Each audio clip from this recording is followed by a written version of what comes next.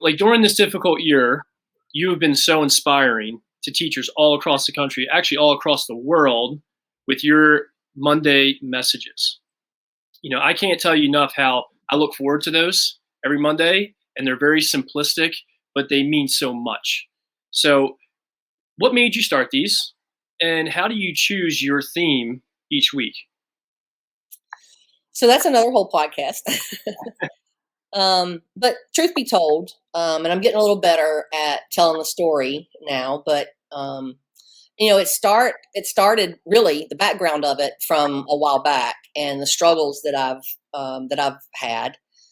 A few, starting when school specialty cut my position, and I had always had two jobs, and now all of a sudden I had one. My identity was lost because I'd always had this work identity that was sort of my shelter.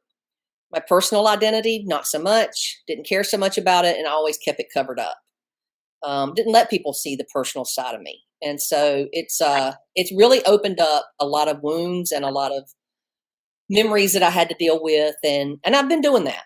I have done a lot of work on myself in the last few years, and I've had to look at myself in the mirror, which I used to not be able to do. I couldn't even look myself in the eyes. I didn't care about myself as a person. I cared about myself as a professional, but not on the personal level. Um, I let people see this image of me, but not what was behind the scenes. And behind the scenes was abuse, was depression, was ADD, anxiety, stress eating.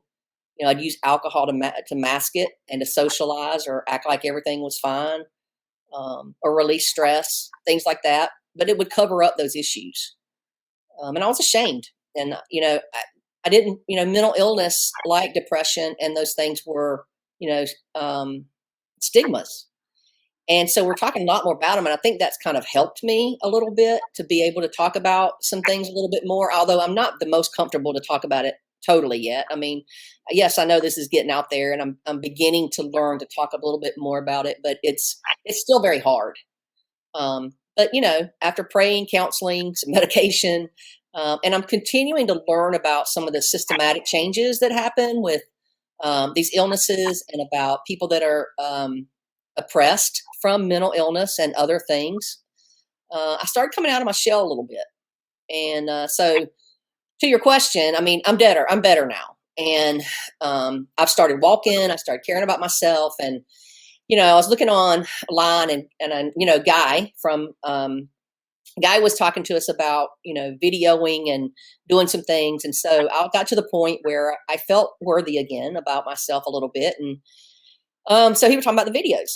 And it just came to me one day. I was actually walking out, doing my walk, and I came to this. I walked the same way all the time. I knew the path. I knew there was no hills. I knew how much time it would take me, and I could get back and everything. So one day, for whatever reason, this was one day I was feeling better about myself. I could look myself in the eyes and tell myself I liked myself and I was worthy.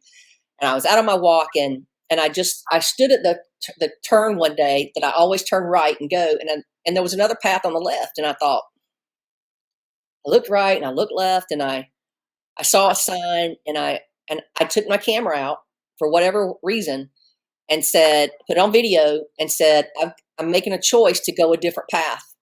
And I don't know what's that way. I don't know if there's hills or not. I don't know how long it is. I don't know if I'll get lost, but I'm choosing today to go a new path.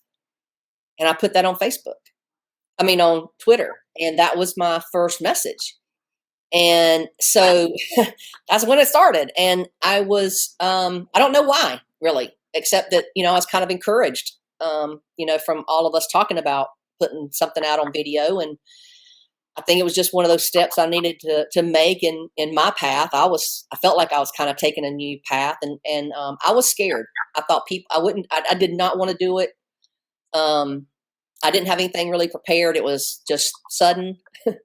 uh, I was scared people were going to say, bad things, mean things, ugly things, and just I was really scared. And in contrast, I had like over 1,000 views, and people were saying nice things and encouraging things, and it was really confusing, and I was really shocked. So yeah, so I did another one and then another one, and I started thinking, well, maybe I'll keep doing this, and came up with the hashtag Monday message. And so each week now, I reflect on things. I feel some things I feel deeply. I pay gratitude about, or something I'm caring about others, or if something hits me about Mac, or maybe something I experienced that week. Pay attention to part of what's healing me or what's going on in the world. But mostly I pray, or something that comes from church, just things that I often try to relate that I'm learning to family, or to work, to what we do in health and physical education, or just to be a better person. So, like I say, sometimes I think Mac's sending me the little messages, but that's how I choose them. There's no set pattern. I know, like, we're supposed to have like a schedule. Guy says, have your schedule out and stuff. Yeah, I don't have that.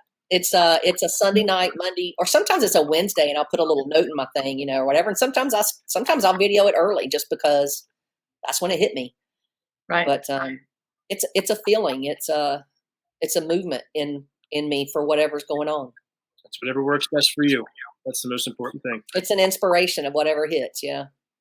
Well, it's definitely inspiring. And you just telling that story with the background, I had no idea. Like, I can't love you anymore. Amazing. You've always been amazing health and PE professional advocate, but you just telling that story, like, yes, I've known you for years, but not close Right. friend. Like, Yeah. and you opening up that way, like, honestly, when I first started my career, it's almost intimidating. Like, when Yeah. I was in the same room with you and Artie and Larry and Jim and even some other PE leaders, that sometimes I'm like, oh my gosh, if I could only be like them someday and give back. But not realizing that even our greatest leaders are going through stuff, and they just may mask their emotions. And for you to say all that is really incredible and amazing and profound.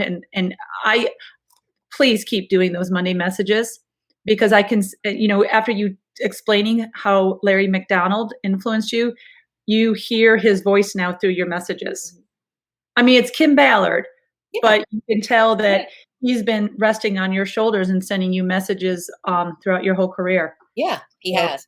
And I do feel that. I do feel that transforming. And that, again, that goes back to the mentorship. Like, I feel like I need to get this out of my head and into somebody else. Let's share yeah. that with people, before I'm gone one of these days, and so Well, yeah. let's And talk I about don't that. tell that story. I mean, this is probably the first time I've done it on, like, in a big, like this, on an audience thing. But um, it's I appreciate you giving me the place, and a safe place that I felt Mhm. like I could share.